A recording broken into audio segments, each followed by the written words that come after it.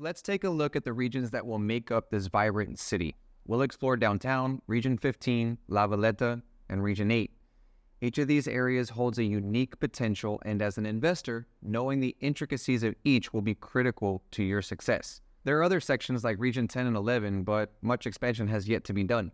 These would be great places to purchase land and build something yourself if you want to go the developer route. But if you're here to buy a property, these are nowhere near being ready for an Airbnb guest during this filming. I'm not ruling this out either. Everything in this course is to be taken with a grain of salt to help provide you with the best in-depth research for you to decide what type of investor you are with non-biased info. If you want to flip some land in these regions, by all means, I think it's a great idea. The price is only going to go up. As a member of my group and this course, you will have lifetime access to these videos, and I'll be able to provide updates as Tulum and the rest of Mexico continues to grow, as well as my journey. Firstly, let's explore downtown Tulum.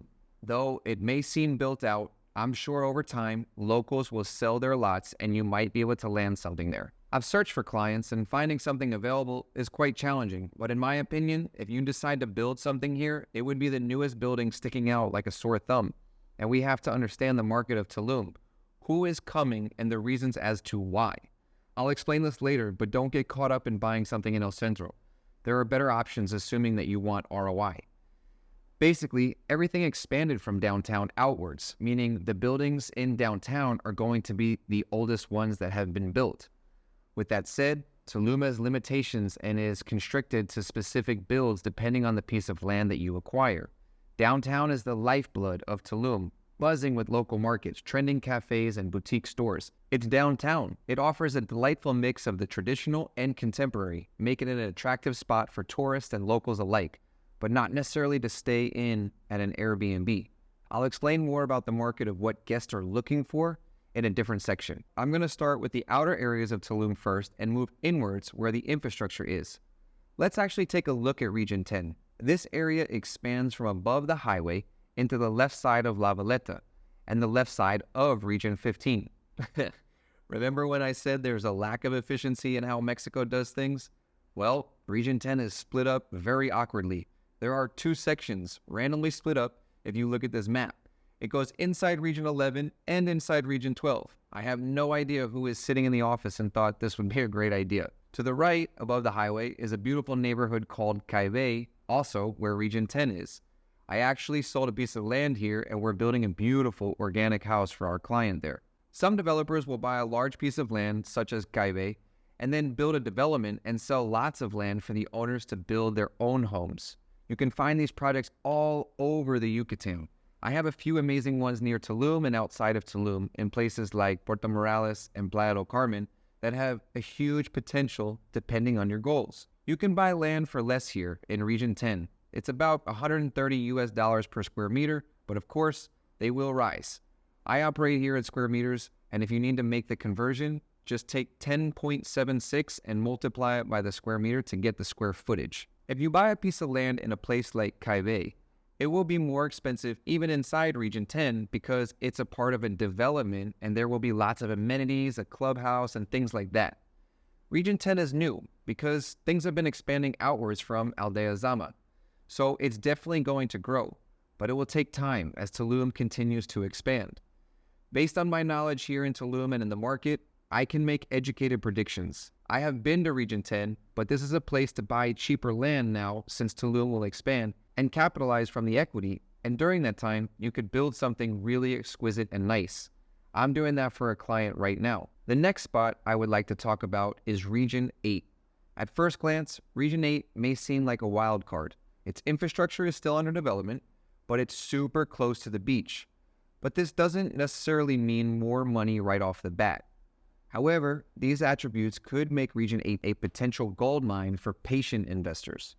Region 8 just recently got a lot of attention within the past year or so from the opening of Kukulkan. This is the beach road. It's now able to be accessed, which has helped with tons of traffic on the Coba side on Coba Avenue near the entrance of Aldea Zama. Region 8 is a virgin area right now and just pretty much jungle. They have been selling land here, and some buildings are going up and plans are being sold from developers. It's actually pretty early to get in here, and this would be a great spot for an investor who is not looking for passive monthly income right away. The infrastructure is not there yet, meaning not much of anything other than jungle and a few carved out dirt roads. But you'll see a lot of appreciation here and could be a great idea to buy a large piece of land and divvy it out to resell the land, or even build your own property or private development, or even partner with someone else and use your land that you bought to strike a deal. I suggest these regions for investors not immediately seeking passive income, as Airbnb rentals here need clear guest expectations due to Region 8's remote location. This area would be perfect for those looking to build their own building or home and maybe flip it, or rent it as the region grows. You will make a great return just in the appreciation, and if you have the funds, buy it and then decide what you want to do with it later. My understanding is that the area uses underground electricity, eliminating the need for electrical poles. They do this because sometimes there could be storms and hurricanes. Once this is in place, it paves the way for quick internet access and infrastructure development. Prices here in Region 8 range from $150 to $300 per square meter as of right now, and they're 1,000% going to raise and go up over time. This is prime real estate, the closest you can get to the beach. I remember when prices in Region 15 were $100 a square meter. I know people who purchased at $30 a square meter just 7 years ago and made a really nice payday. But those days are over. There is still a lot of money to be made as prices are still going to climb. But again, the timing depends on what type of investor you are. But I want to point something out as well. It's important to note the critical things to remember about these regions, Region 10, 15, 8, La Veleta, and really any part of Tulum or in Mexico, is that proximity to the beach doesn't always translate to higher ROI. Yes, in some cases, but when we get into the Airbnb sections, I'm going to explain the reasonings behind this. You might take a look at the map and think, hey, isn't the best property usually near the beach, Nick? Well, not exactly. I'm currently working on a project that's about 20 minutes north of Tulum, partnering with a company named Pininfarina. You might know Pininfarina as the world's top design firm. They're the folks who designed the Ferrari, that wild soda machine with 7,000 flavor options, the bridge at the Panama Canal, the inside of the Juventus soccer stadium, and a bunch of other cool stuff. Big names like Swarovski Crystal and Victoria's Secret have also bought land in this area outside of Tulum. So no, being closer to the beach doesn't automatically mean you're sitting on the best real estate. There's a connection, sure, but time and your personal investment goals really make a difference. Sometimes it's about being part of an upcoming hub, a place that's seeing a flurry of development and growth, just like Region 15 for someone who wants monthly passive income right away and able to rent it on Airbnb.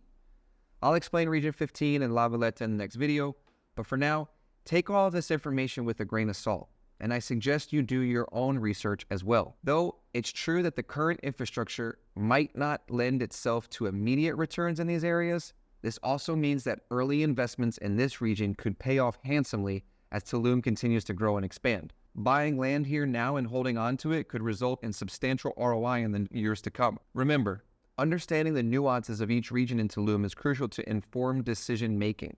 Knowing where to invest depends on your goals and your timelines. In the next section, we'll continue to deep dive into other unique regions of Tulum, helping you identify potential hotspots for your investment.